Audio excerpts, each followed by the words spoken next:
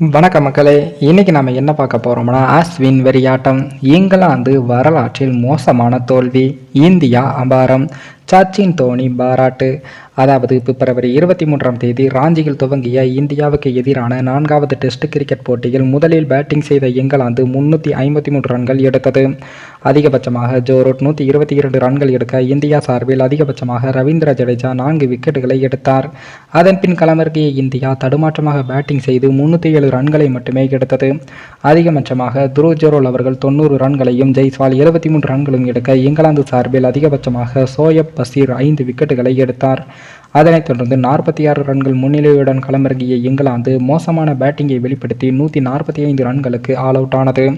அந்த அணிக்கு அதிகபட்சமாக ஜாக் ரெவலி அவர்கள் 60 ரன்கள் எடுக்க இந்தியா சார்பில் அதிகபட்சமாக ரவிச்சந்திரன் அஸ்வின் 5 விக்கெட்டுகளையும் குல்தீப் யாதவ் 4 விக்கெட்டுகளையும் சாய்த்தார்.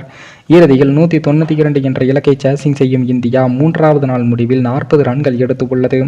களத்தில் ரோஹித் சர்மா 24 ரன்களுடனும் ஜெய்ஸ்வால் 16 ரன்களுடனும் விளையாடும் இந்திய அணிக்கு இன்னும் 152 ரன்கள் மட்டுமே தேவைப்படுவதால் வெற்றி வாய்ப்பு பிரகாசமாகியுள்ளது.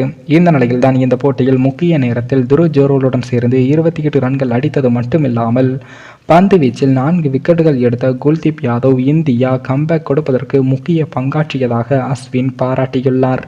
மேலும் 2வது இன்னிங்ஸில் நீங்கள் எடுக்க வேண்டிய 5 விக்கெட்டை நான் எடுத்துவிட்டேன் என்று அவரிடம் சொன்னதாகவும் தெரிவிக்கும் அஸ்வின் அவர்கள் இது குறித்து என்ன பேசியிருக்காருன்னா, தகுந்த இடத்திற்கு பதிலாக நாங்கள் நேற்று குல்தீப்பை முன்கூட்டியே பேட்டிங் செய்ய அனுப்பியது கடினமானதாகும்.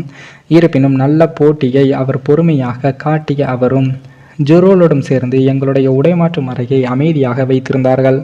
குறிப்பாக 2வது போட்டியில் விளையாடும் துருவ் ஜுரல் அவர்கள் குருட்டுத்தனமாக அடிக்காமல் தன்னுடைய திட்டத்தை பின்பற்றி விளையாடியது எங்களுக்கு பெரிய ஊக்கத்தை கொடுத்தது. குல்தீப் அபாரமாக பந்து வீசினார் என்று நினைக்கிறேன். அவர் தன்னுடைய ரன் அப்பில் வேலை செய்து வேகத்தை மாற்றி பந்து வீசுவது எனக்கு பிடித்து உள்ளது. அவர் தற்போது 2 பவுலரை போல செயல்படுகிறார் என்று நினைக்கிறேன். அவருக்காக மகிழ்ச்சி அடைகிறேன் என்றும் அவரிடம் உங்களுடைய 5 விக்கெட்டுகளை நான் எடுத்துவிட்டதாக சொன்னேன். அதற்கு அவர் தகுதியானவர் என்றும் பேட்டிங்கிலும் அவர் எங்களுடைய உடைமாற்றும் அறையை பதறாமல் இருப்பதற்கு முக்கிய பங்காற்றினார். அதே போல ரோஹித் சர்மா மற்றும் ஜெய்ஸ்வால் ஆகியோர் இதே துவக்கத்தையும் தொடர்வார்கள் என்று நம்புகிறேன் என்றும் இந்திய அணியில் நான் இருக்கும் ஒவ்வொரு தருணத்தையும் மகிழ்ச்சியாக எதிர்கொள்கிறேன் என்றும் அஸ்வின் அவர்கள் கூறியிருந்தார்.